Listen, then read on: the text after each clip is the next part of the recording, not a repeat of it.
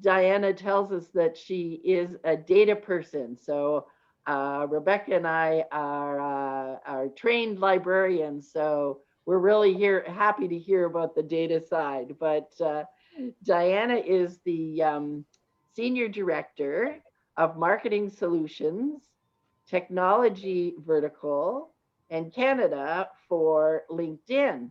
And we really, really are excited to have you with us, Diana. We had a conversation a couple of weeks ago about remote job finding, and it was really popular, and we had wonderful discussions.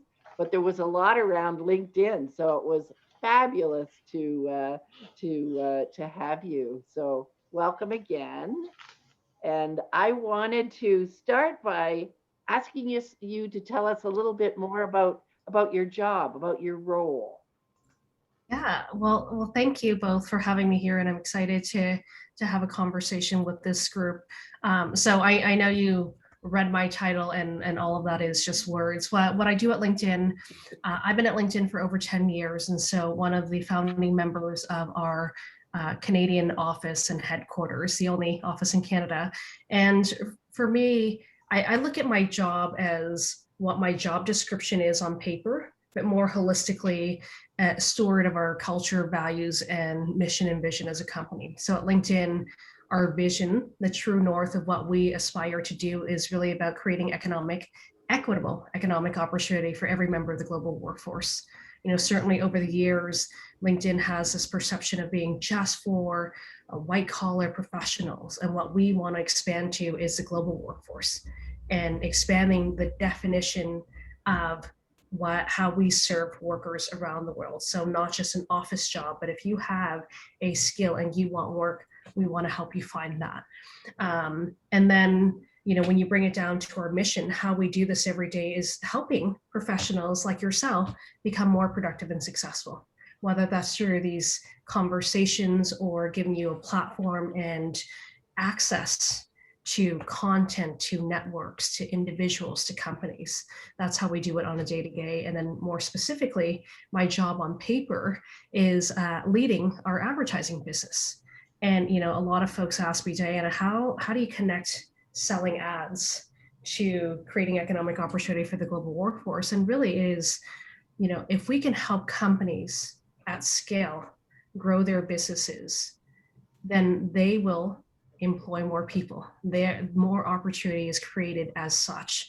And so I've always had a passion for marketing and advertising. I do a lot of work outside of LinkedIn to help build that community. But within LinkedIn, my day job is to help us drive revenue, of which, $8 of $10 we reinvest back into the platform so that we can realize this vision of ours.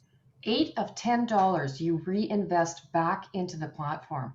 Yeah, that stat changes now that we're under Microsoft. It's less quotable, but it shows you when we were LinkedIn as an independent company, and now certainly as Microsoft, and you see how, through that acquisition, they've really let us be our own company. We reinvest a lot of our profits back into the platform, because I'll tell you, again, as someone who's been here for 10 and a half years, we really do live by, we serve that mission and vision, and our culture and values helps guide our decisions. And so, 10 years ago, trying to sell ads and working with our executive team to say, well, if we did X, Y, and Z, like these other platforms, we can make more money. And the conversation always goes back to, but what does that mean for the member experience? Because if it's not adding to the member experience, we're just not going to do it. And so that goes to show, again, we care about that deeply. I used to say way back when, I'm sure we would go out of the ad business before impacting the member experience. And that's just how I felt working in this organization where, again, the hat I wear as someone who cares deeply about this vision, I love. The hat I wear as someone who needs to monetize, impressions on this platform, it was frustrating, but it is the right thing to do. And that's what's kept me here for so long. And where were you previously? Yeah, so previous to that, I was at a company called Astral that was acquired by Bell Media, and there, my journey really has been, I think, interesting to me. We'll see if it's interesting to you. when we talk about economic opportunity and networks and the power of that, I was in my last year of school and realizing that I needed a job, and I needed to provide, I needed to pay for school, I needed to provide for myself. And so back then, the expectation of knowing everything about a company and people weren't there. LinkedIn existed at its very early days. I actually don't think that LinkedIn was public at that point, available to the general public, that is. And so I did what most people did. I sent out a bunch of CVs and interviewed for a job, and I was fortunate enough to get an interview at AOL. And back then, AOL was half in the ISP business. So they were still sending you CDs to connect to the internet, but they were also dabbling into media and that part of their portfolio. And so I joined the company in any role that I could get. And I started in finance. This is where my love of data comes in. When you spend enough time in finance and you see the financial health of a company and how that company is growing, you get really invested in, wow, there's this big part of the business that is growing exponentially, and I want to be a part of this. And that's where I started to learn more about advertising and media and marketing. And so I did that, and then from there it was about growing my skills and experiences. I had this amazing opportunity to work at Astro to learn more beyond digital, multi-platform. So how does TV, radio, all of these things combine to give users and consumers an experience? And then I had this opportunity to come and open up LinkedIn.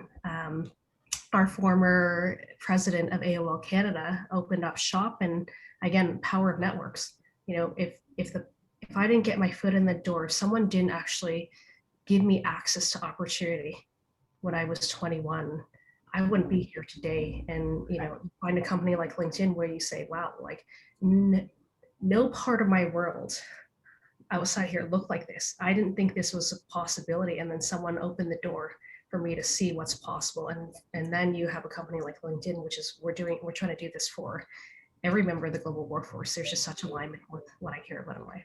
So that's a long way of saying that is my journey into how I got here and why I spent the last decade at the company. You mentioned skills, Diana, and one of the things that was sort of new to me was the LinkedIn Learning. Can you talk a little bit more about that? Yeah, so several years ago, well, gosh, many years ago now, we acquired a company called lynda.com. And Lynda, as you may know, in the online education business. And so for LinkedIn, again, going back to our vision, if we want to create economic opportunity for the global workforce, and we've redefined what workforce looked like to us, that meant that we needed to help upskill, retrain the workers on our platform. And so learning and upskilling and retraining became a very big part of our focus. And let me take a step back. You've heard about the vision. I say it a lot because I care deeply about that. The way LinkedIn is doing that is through creating the world's first economic graph. And what that essentially means is it's just a digital representation of the global economy. So imagine we have a profile for every member of the global workforce. We have a profile for every company in the world. We have a profile for every job available through those companies, a digital representation for every skill required to obtain those jobs. We have a profile for every higher education institution, vocational training facility, and then you have a platform of members like yourself who are contributing to the ecosystem. And if we have all of this digitally represented, what we can do is start to have capital, all forms, human, working, intellectual, flow to where it could best be leveraged. So if you say Jane, we talked about in Guelph, Ontario, if there is a need, if all of these jobs are open and we know the skills required to obtain those jobs, what we can do is signal who has these skills on the platform and how might we connect them to this opportunity. And so for us, skills is a very important part of the ecosystem because it literally is what connects people to opportunity. Yes, absolutely. And I apologize, Jane, I had to mute you there. Good. No, my phone was ringing. So I'm sorry. on this call, and especially afterwards when we post it, many librarians or people that will be listening are in public libraries where Lynda is is like a nugget. It's a gold nugget because public libraries are such a part of the learning ecosystem for their communities. So yeah, and for the rest of us, I see a lot of corporate and consultants here and academic, and so we are well aware of LinkedIn. And Jane was fascinated that a while ago she ran into a large community of professionals that really don't use LinkedIn at all. I was absolutely astounded because for most of us, LinkedIn has become, for me anyway, it's certainly become the business social media. Yeah. Where Facebook started off that way, that's gone. Twitter started off that way, that's gone. LinkedIn has the content and the connections that we need in our business and in our profession to keep up to date. So actually, one of the things I wanted to ask you is, how do you keep current? Who do you look to as a go-to when you want insight, when you want to be provoked, prompted to different thinking? Yeah, I'm a big leverager of our platform. I think, for me, over the years, what I found was, I was in this echo chamber. So everyone in my network thought like me, had a perspective like me. I subscribed to news or content that was in the wheelhouse of things that I knew and enjoyed. And that wasn't helpful. When you're trying to innovate, when you're trying to do things differently, when you actually just want to serve the community, having a singular perspective on what that means isn't helpful. And so what I've done over the years is actually curate I guess, a network and, a content ecosystem where I'm learning different things that aren't part of the wheelhouse of things that I love. And, and through that journey, you might think, ooh, this is interesting. I don't love it. It wouldn't be a passion of mine, but I understand how that, like, someone might. I also curate a network of individuals who don't come from the worlds of marketing or advertising or tech. And that perspective really does help give me this 360. And so imagine back in the day, I was a subscriber to Globe and Mail, New York Times, you call it, all of that. But there was again, in aggregate, this very familiar point of view and perspective. And so I needed to go out there and say, what's actually missing from my perspective today? Jay and Rebecca, we talked about this right before we jumped on. I spent a lot of time thinking the world just worked this way. The narrative that I had was, this is how the world works. None of these things exist. I was very blissful. And then when you start to read and you get data and facts about actually the world doesn't, work the way that you have it played out in your mind, it just opens you up to new perspective. I've been going down this path of learning more about anti-Asian hate and its role and prominence in Canada, which I never believed before. I've been spending a lot of time in diversity, inclusion, belonging, or DE&I, depending on what company you come from. And that's something that I've always been passionate about, but I've actually really just looked at literature that reinforced my perspective of DE&I. And then once you start to read other articles, the opposing viewpoint, you're like, wow, like these two things can exist. They can be true for these individuals, but I was missing this whole other part of that. And so, that I stay current by understanding my viewpoint and how might I add content and people to my network and my ecosystem that will make me a more well-rounded professional. All right. What's the most provocative thing you've read recently? Gosh.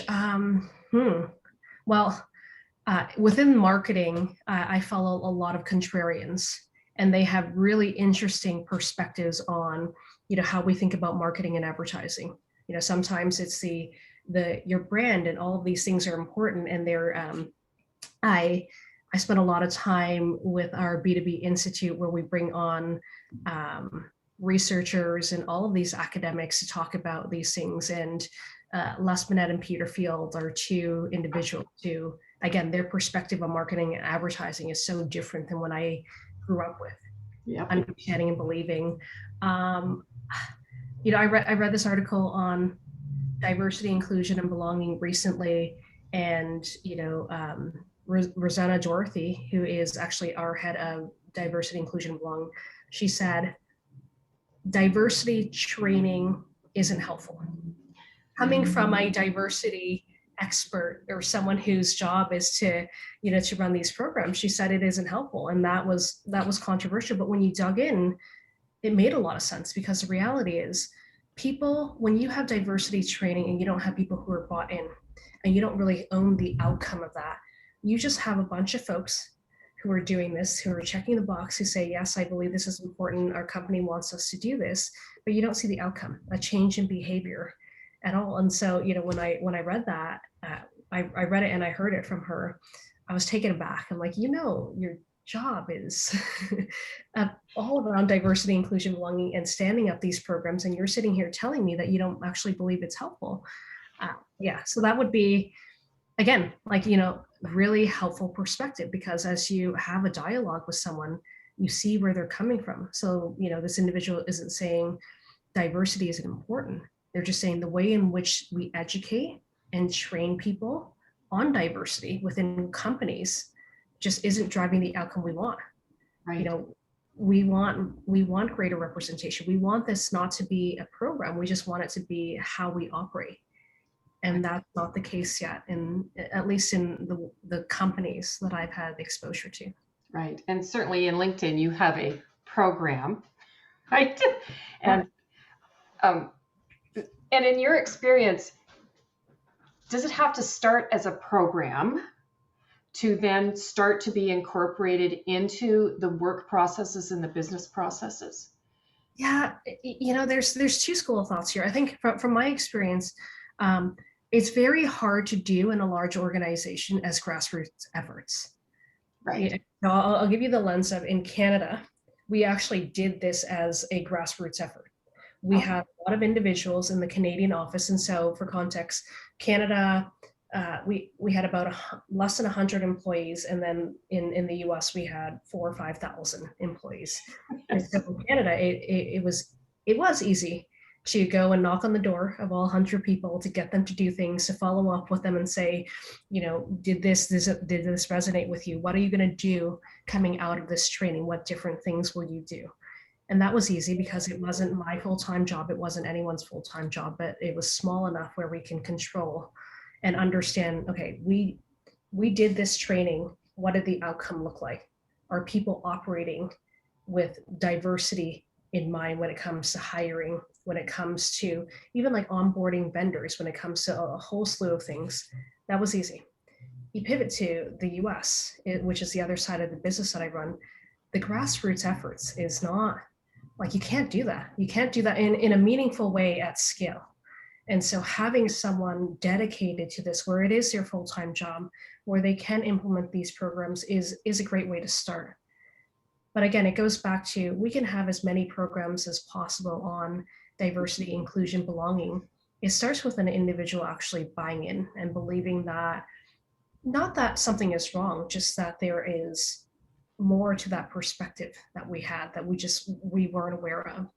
I think oftentimes when we put people through training, they think, well, I'm going through training because I'm doing something wrong, or I'm not good at something. We're all learning this, and it is about what's missing versus what's wrong. Right. And having the confidence to speak up. Yeah. We were, Juanita's on this call. Juanita, what's the name of the man that started Dynamed? And he actually instituted he has stand-up meetings now. They're virtual meetings every morning. Set up to get up. And that to me could really underpin a great diversity or anti-oppression. There's the other side of it, right? Anti-oppression,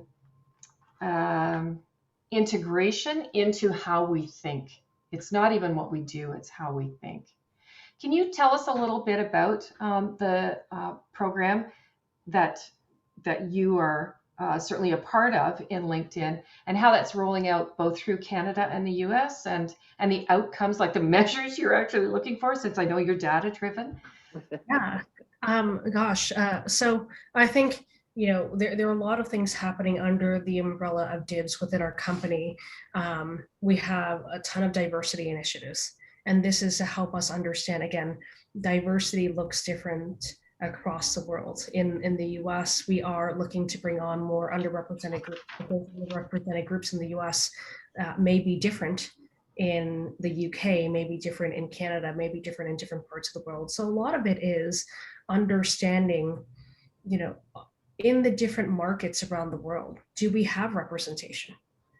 Because how do we go and realize this vision of ours, this true north, if the folks making decisions at the table aren't representative of global workforce? And so that's one where it's understanding where do you need to lean into representation? What does that look like? And then actually having programs where we go out and specifically look for talent in that pool. The second part we talked about with regards to talent is skills. As LinkedIn, I would say early days, we just, when you're building a company, you're growing so fast, it's so great to have a network because you can tap into them. But imagine if you're not part of a network. We like to say we want to, like, everybody has equal access to opportunity. Well, that's not true.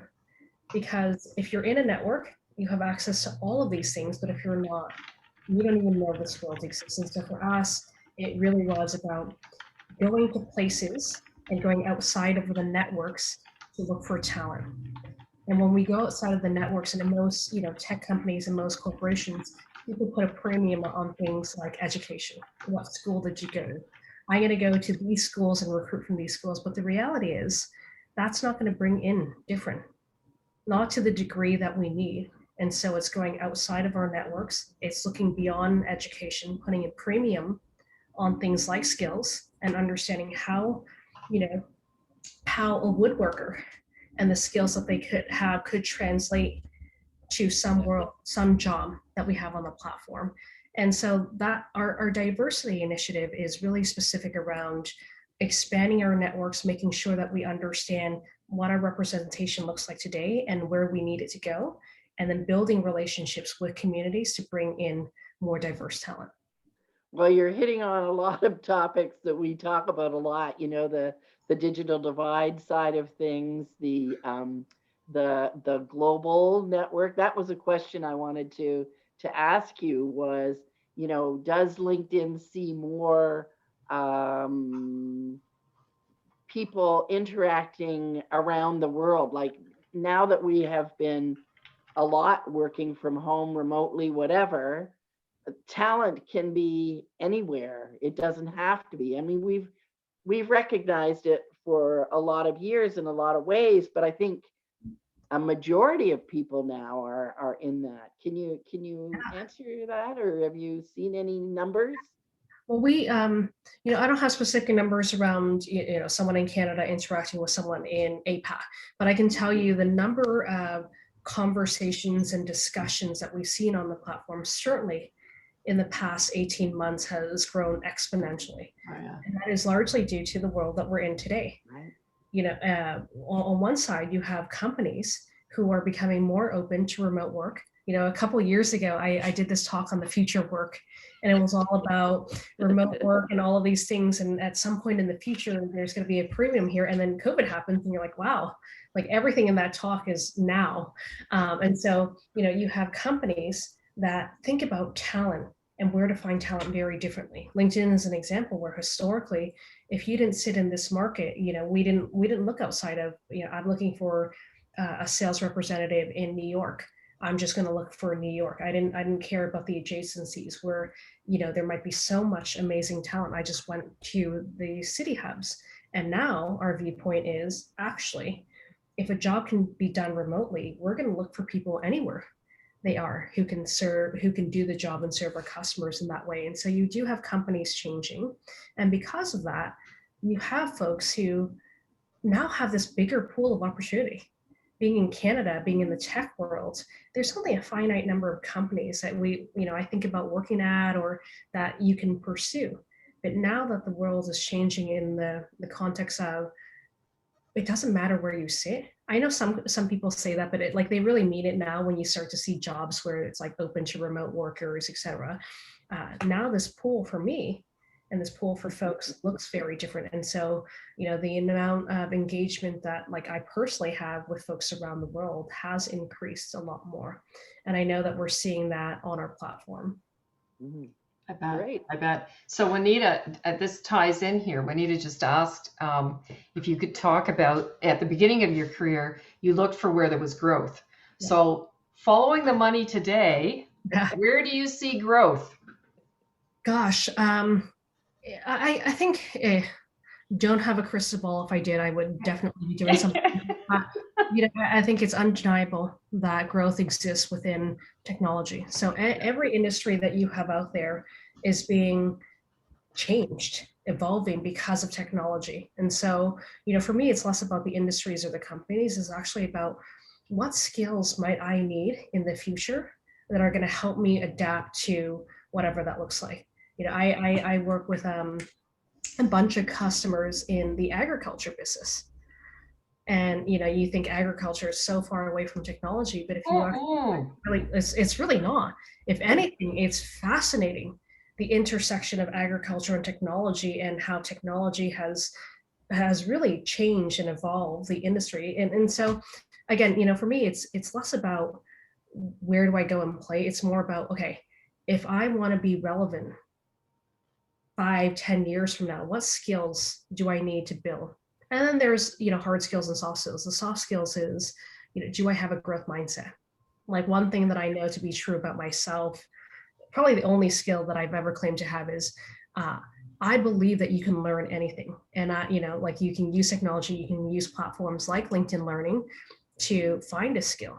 And like, find a skill I want to learn and go and learn about it. And so that is my skill set. And so for me, it's having the mindset to adapt, having, like, using data to say, okay, well, the future, if I want to stay in my industry, in marketing and advertising, this is what it might look like in the future. It is going to be very much mobile first. It's going to be very much, actually, in marketing and advertising, I think it's actually what's old is new again. You can cycles of, we used to be all about content relevancy and contextual relevancy and all of these things. And over time, you go into like hyper personalization, and then you go back. And so I do think it will swing back to the things we used to, just in a different medium, in a different way. And so I think for all of us, there was a stat, and I apologize, I can follow up with some of the data, but the half-life of skills in today's world is very different than before. Before, you could have a handful of skills and that will take you through your career. What we're finding now in the data that we see on the platform is skills are evolving. The job that you do today, if you look at all the skills required today, and then you look at that job description in several years, the skills that are listed for you to do that job look very different. And so what we need to do is just understand, A, how to learn, how to have that growth mindset around learning, and then B, just, plugging into using places like LinkedIn to understand, if I want a career in this, what are those skills that these employers are looking for? How do I start to bridge the gap now from where I am to where I need to be, so that I can be relevant for that job? Right. Yeah, it's so incredible that the jobs that exist today, 10, 20 years from now will not be the jobs. And we had a really great speaker last year, Sarah Boisvert, who owned a 3D printer company. And she has a book about skills out right now, because she says, it's those many skills that she can't find. Like, somebody to fix a 3D printer apparently is somebody you cannot find. So, there's a skill that is really needed, and more so in the future. So it really, really interesting from that perspective. Someone also asked about machine learning and AI, and I was going to bring that up too, because some of the people we've talked to over the last couple of years have talked about the fact that the algorithms are not have a bias to them. They're biased. And has highlighted some of the things that we've been talking about around diversity, et cetera. So can you talk a little bit about AI and LinkedIn? Of course, not with extreme authority, given that I am not on the the machine learning or AI side, but I can tell you, when we talk about diversity, inclusion, and belonging at our company, it's not just training our sales force or leadership team to think about that. It's actually building that into the systems. And so there's a lot of literature out there that says there is a lot of bias in AI. And we've seen that play out in lots of different ways across the world. And so for us, again, it goes back to, how do we build for the global workforce if we don't start with a right diverse team with diverse perspectives on, even thinking about something like your LinkedIn profile. We built our profile years ago to reflect a certain perspective of what work and what someone's career and everything looks like. And through the years, that has changed. And so we are in a pretty big, I wouldn't say project, but we're in the midst of overhauling that to reflect more of the way that career paths work out. And so, today, when you go onto LinkedIn and you're trying to create that timeline of work, it's I have a title at this company. In the future, we know that people might have a gap in their career because they go on a detour to take leave, or they have parental leave. And so, even our profile, it was biased for what we believed a career could look like. And we know that there is many different ways that careers manifest over time. And so we're building that in, I think in even just how we identify, being able to put pronouns on our profile, not just, today there's a stopgap, which you can put in your title, you can put by your name, but in the future, that's going to be a place for people to actually insert that in. For students, they're like, well, LinkedIn's not useful for me because, I don't have these jobs. And so we revamped our profile to years ago, actually, to reflect the journey of a student, for them to highlight the work that they've done within their schools, the coursework, et cetera. And so I think, tying that back to the bias in AI, we have a team that is trained, not to say they're going to get it right or perfect, but understands what their biases are and what they could be, and try to build for the full global workforce versus this very narrow perspective of what it used to look like to us. That's great. There was a fascinating discussion on LinkedIn, actually, that I was following about not using references any longer. That people were it was, again, that's why I asked you, who provokes your thinking, right? It really prompted my thinking. We're in the midst of a search right now for a CEO for a public library. And it was part of the diversity and inclusivity discussion. Why should someone you worked with previously be the determination of whether or not you will be in a new position? Yeah. Very interesting. I've given a lot of thought to this. Do you have any reaction to that? Oh yeah. Oh my gosh. I have a lot of reactions to this. Wonderful. Not knowing what the discussion is. I think as someone who's hired probably north of 100 folks into our organization, I agree with the point in, someone in my past probably can't comment on my ability to do this specific task that this future job is looking for. Right. What they can comment on is, me as a human, as an individual, as someone who, I know there's a question around skills and competencies and the difference. I might not have certain skills to do a job. I might not have had certain skills to do a job in the future today, but like competencies is like, I think about it as like the collection of skills. Like I have the ability to learn, so I might not have the skills to build a machine learning algorithm, but if I have the ability to learn, I want, when I'm looking for a reference, I don't ask them like, tell me about exactly what they did and how that's going to transfer. No. I really just use references as my way of understanding the character of a person. That's right. I'm fortunate enough to work in a company where culture really matters, not just as words on pieces of paper, but as something that you literally live by. Like our culture is, who we are and what we aspire to be. Our values is how we make decisions. And we are very aligned to that. I gave some examples of, we are, one of our values, members first. Part of our culture, transformation, integrity, et cetera. And so I care about that. So I still love references. I think we got to retrain people on the value that they get, like what they ask, and like what do you expect out of a reference? Because yeah, like if you someone I work with prior to LinkedIn over 10 years ago, they're probably going to give me a pretty bad endorsement for a leadership job because they probably haven't seen me in that capacity.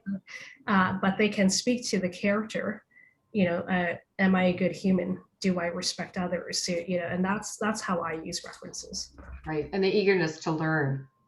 Exactly. Right? That's Yeah. usually what you're looking for a new Absolutely. position. Yeah. Curiosity, growth mindset, optimism, be like, I love optimistic people. What I found in my time is every time I go and ask references, I'll ask something like, if your car broke down in the middle of the night and you called this individual, do you believe that they would come and help you? And like random things like that, but it does help me get a sense of who this person is. Can you rely on them? I do like to dig into people who see the world half full. I'm sure as you all have experience in your career, it is really painful to work with really negative people. Like every day it's a drag. And so that's how I use references, because those are the things that quite hard to uncover in an interview process. People can tell you things, but it is the folks that worked with you who can say, yeah, like she's always such a positive person, or she's such a good human. Here's an example of how that showed up in the workplace. Right. Oh, yes, that's great. And when we were talking about learning a few minutes ago, I was thinking, one of the real challenges is unlearning. Is individuals and organizations unlearning what we know. I put myself there, even our little organization, right? And are there things within LinkedIn that you see have to be unlearned? A ton, myself included. Again, I've been here for so long. I think one thing that is so important for many folks to unlearn when you've been somewhere for so long is just because something didn't work before doesn't mean that it can't work now. And you probably have been in this place where you tried something a bunch of times, and then a new bright-eyed, bushy-tailed employee comes in and they're like, let's do this. And your knee-jerk reaction is to say, no, like it's not going to work. And so for me, actually, I can't unlearn my experiences, but what I do is I force myself to just explore more. So they always get that's interesting, say more from me. Not a immediate no, let's shut that idea down. I've been down this path a million times, because for us it's so hard to unlearn the experiences of what we believe this company will or will not do. And so that's probably a big one that I see. And for a lot of leaders, it's just, again, like recognizing your viewpoint, recognizing that things change. Just because it didn't work out last year, last month, 10 years ago, doesn't mean that we're not in a position or we're not in this climate to do something different. And then I think there's like a lot of, those moments where a new employee comes in and they ask you, why do you do things that way? And you're like, actually, I really don't know. I don't know. Those are all the things that I think we need to unlearn. A way for us to combat that is we don't create change for just the sake of change, but if you can build just a much more agile, adaptable mindset where something as easy as, let's just not have employees sit in the same seat when we were in the office all the time, because it becomes habit, it becomes a routine. They go in and they do this and that and whatnot. That's just a habit that they've built. And so we try to break some of that through creating a little bit of chaos, not enough chaos that it stresses you out, but the right amount of chaos that keeps you, again, thinking differently, not falling into old habits. But I would say in all organizations, no matter how innovative you think you are, when you've been somewhere long enough, you build these habits. Probably similar in life, you build these habits. And so the more that you can insert moments for you to adapt and to change, it does build that muscle around, there's a whole set of skills and things that I've done in the last 3 years that's quite easy for me to learn and unlearn, versus the previous 15 that are so hardwired in how I operate as a professional and just as a human. Right. We are so simpatico with you, Diana. We like to insert a bunch of chaos every once in a while. Rebecca, comment about what you have done with reorganizing groups who have new jobs, new roles. Yeah. No, so Yeah. I was thinking about your different offices and different chairs. Oh and yeah, things. always. If you want, yeah, if when you do a reorganization, if you leave people in the same place, it will never work. It Never. just feels different. Yeah. Yeah, Yeah. they have to be in a new place. It has to look different. Um, but building on that too, I wanted to ask you, what, where do you see the competition coming from for LinkedIn? And what competitors do you watch? Even if they Yeah. don't look like a competitor now. No, it's so funny. I was I was reading this I was reading this book by Simon Sinek, someone that I'm a big fan of, and he talks about finite and infinite games. Yep. And for me, I don't, there are companies where you can outwardly say, okay, Indeed is competing with LinkedIn on the job side, or Facebook for Business is competing with LinkedIn on the advertising side. But at the end of the day, our biggest competition is, again, our ability to like create economic opportunity for folks. And so for me, it is, if the world isn't changing fast enough, if we actually can't get people onto our platform and understand the value of sharing data, we know that trust is a big deal in the world, or lack of trust. And so people are very mindful of the type of information they share and whom they share it with. And for us, our biggest competition is people not understanding what we're trying to do, believing and trusting that we're going to use information in the safest possible way to achieve our vision. And so that to me what feels like it. It's the individuals not leveraging the platform, data, like companies not leveraging the platform, institutions not doing that, because again, this graph only works when we have data and input into the platform such that we can see pockets of, again, demand for skills, influx of skills here, connect the dots. So that to me would be the biggest competitor. I think there are lots of companies who, again, earlier in the chat, I said I don't like the word steal versus leverage, because, as a leader, I don't think about my own original ideas. Half the time, we don't need an original idea. We need to understand, where do we need to go, who's doing it well, and how do we build on that to make it relevant for what we're doing today. And so I love companies who are innovating, who play in the same space, because I take a lot from what they're doing, and then I put it in the context of what we want to do at LinkedIn, and we build upon that. And that is about, it's not zero sum. It's the infinite game of, you continue to play long after I leave. This game will continue to be played, because our vision is just so important to us. And frankly, I think, again, economic opportunity for individuals is such an important thing, and such a worthy thing to focus our time on. I love that. That's something that Rebecca and I, from the very beginning of our business, which together we've been over 25 years, is learning from others. And that's actually one of the reasons we started this Nexter theory series, because it allows us to chat with people in different worlds and expand our vision. And it's wonderful. Yeah. Rebecca, did you have other questions, or should we see if any of our audience has a question? We can open it up to the audience. I was going to ask you, so what are you reading right now, Diana? Oh my gosh. Okay. What's that stack right there? There's always a bunch of stacks, and knowing the audience I'm speaking to, this could sound slightly controversial. I would say I'm a avid reader. If you said you can go ride your bike outside or read all day, I would pick the bike thing. But the way that I look at books is similar to how I look at, again, people and my network and these types of conversations. Every book has something to teach me, and actually many lessons. And so I always have a stack of books that usually will have lessons in the areas that I'm really trying to think through. And so, I might sit here with a question about how do I make the decision to restructure my org for the next multiple years? And then I go and pick up several different books. I'm a big Annie Ju fan. So, thinking in bets, again, Annie Ju, How to Decide. So I use books as actually, here's just another individual. If I was going to go to you, Rebecca, or Jane, or anyone, and ask questions to, in the absence of a human, I go to this book. I was like, I have this question. there's answers, there's wisdom in here. And so I have a ton of books. It's all generally all in the areas that I'm really focused on personally and professionally. This is a great one.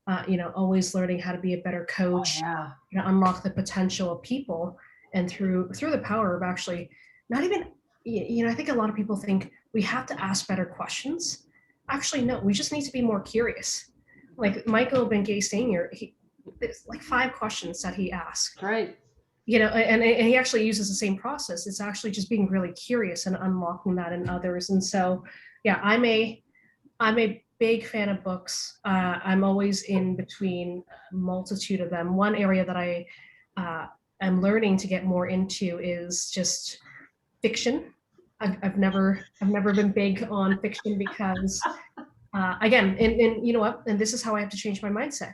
Because in my mind, I said, okay, well, these novels, these books here have answers to problems that I'm trying to solve, but in fiction, it's just not real. But actually, you can tie a lot of parallels. You can learn a lot from fiction novels, and they actually make me a better leader because I can take something that I want to share with a team and use a story and telling the story, which is way more powerful than saying, here are the stats around something. And so, yeah, big on books. I would say, people are like, you must be an avid reader. I'm like, no, I'm like a very curious person who leverages books the way that I leverage my network, where I'm just asking the book questions and there's answers or just insights that present itself. Well, you can be That's a so librarian wonderful. because we say the number one competency for anybody in the information sector is curiosity, which is Jane Dysart's middle name. And I have never read fiction. And in the last 3 years, I got into listening to fiction. So I read non-fiction. I'm avid about, and I never read the whole book. Like I take pieces out of it, right? But Diana, I have to recommend to you Yeah. that listening to fiction has just changed my mindset. And I got that from Jane because she's a real fiction reader and I never was. But really, yeah, the insights. It's incredible. I started with fiction when I worked at the Royal Bank of Canada, and I had to turn my mind off of what I did every day. Otherwise, it just kept going and going. So I got into fiction, and a lot of adventure and whatever. And we had a chat a couple weeks ago with an author from Australia who is, she said, why do you want to talk to me? I said, well, we want to talk about imagination. Like, where are you getting these ideas? Because one of her latest novels was set on a cruise ship where there was what's an EMP, electronic, where everything cuts out, like nothing works. And so it was like, like, where did that idea come from? And how did you but you're absolutely right. You learn so much from the characters Right. that are in there when you're dealing with people. So yeah, thank you. I love that. So Juanita just brought up about competencies because she put in the chat before and I've ignored her question. Sorry, Juanita, about if you see a difference between skills and competencies. And now she's building on that. And other than technology competencies, what are the competencies that you see as, sort of the top competencies for now? But first question was, do you see a difference between skills and competencies? Yeah, I think on the skills and competencies question, gosh, there's a lot of debate, and it's generally semantics around like how do you define a skill versus how do you define a competency. And again, like the skill to me is like this tactical thing that I can learn, whereas a competency is like the ability to put that in action. And so, as an example, I know we look for people who have sales skills. Sales, do you know how to go and sell? That would be a skill to us. But the competency would be like the ability to influence. For us, like sales is just influencing to an outcome. And so we hire lots of folks who have the skill of sales, but they're actually like the competency around communication, around influencing doesn't exist. And so, then you go to the chicken and the egg, what's more important? And I would argue, actually, we look for a set of competencies that allow us to believe that people, like the ability to learn, it would be a competency, because then you can go and learn skills.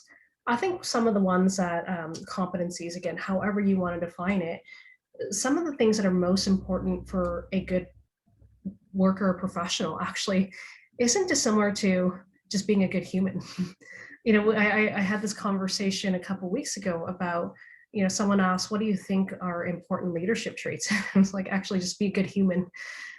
You know, there is EQ, which is quite important. I would say that most people think that EQ can't be learned. Some people are innately born with high EQ, but you can also learn. You know, for me, I'm, depending on which personality test you take, I think I care deeply about humans and individuals in my team. But if you send me an email about something, my first reaction is I have this high bias reaction. Okay, something's happening. What do we do next? And then I always have to stop myself, enter. Hey, I hope you're doing well. How are you feeling? And then I get to the point of it, you know? And so for me, I think the competencies that are important, we talked a lot about curiosity. You know, curiosity isn't necessarily a skill. We think of it as a competency, but you can break it into components of what do you learn? How do you become more curious? It's a skill of asking more questions. It's a skill of listening better, you know, and then all together you take those skills and if you arrange them in the right way, you can become more curious. Folks are curious by nature. If you're not that person, you can become, and it's a matter of asking questions and listening more.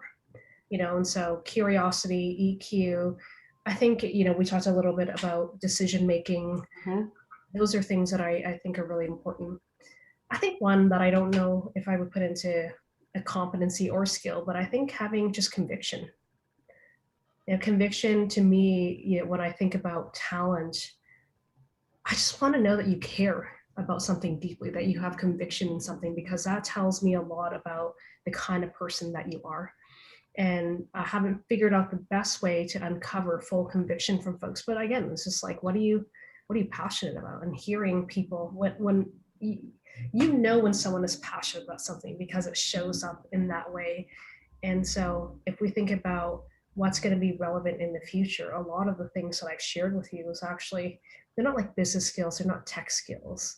It's actually just if you can become a better human, being more curious about your environment, having this growth mindset, this adaptability to change, being passionate about something, you can translate that into being really great at whatever it is that you want to do in the workforce.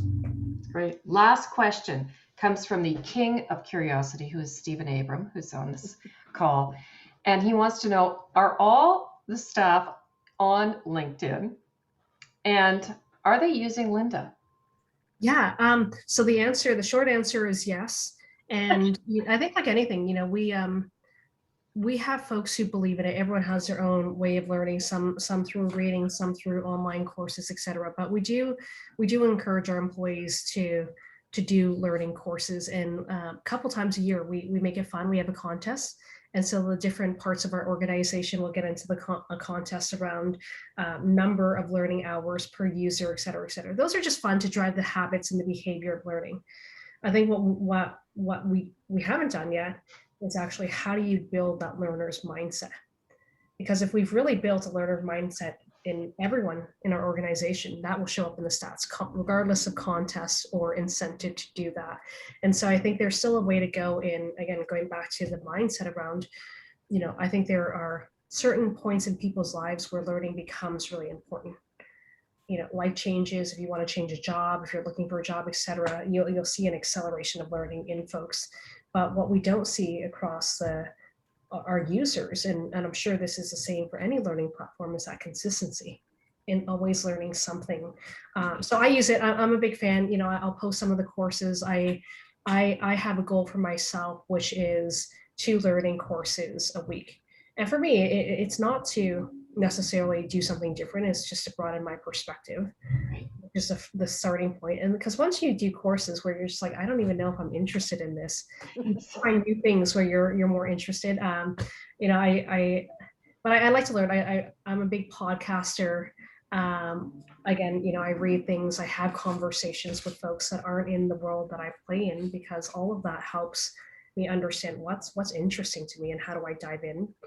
COVID has also accelerated learning in areas that I never thought I would need to learn about: home improvement, gardening, landscaping, all things that I become amateur at. And so, yeah, we do encourage that. I think the challenge for any learning platform or any organization is the mindset piece around how do you have people really believe in the power of learning and that investment in them continuously versus certain moments when it's more important. Right, right. Well, thank you. this has been such a fun experience, Diana. I thank you, and I want to thank Women's Hospital Foundation, which is what connected me to to Diana, and it's been really interesting, and we do turn this into a podcast, and so I'm sure that there will be lots of others who will benefit from your wisdom and sharing today. Well, we'll be sharing it on LinkedIn, so. There you go. Thank you so much, everybody. We'll see you in June. Thank you for spending the afternoon with me. Have a great day. Thanks. Bye. Bye.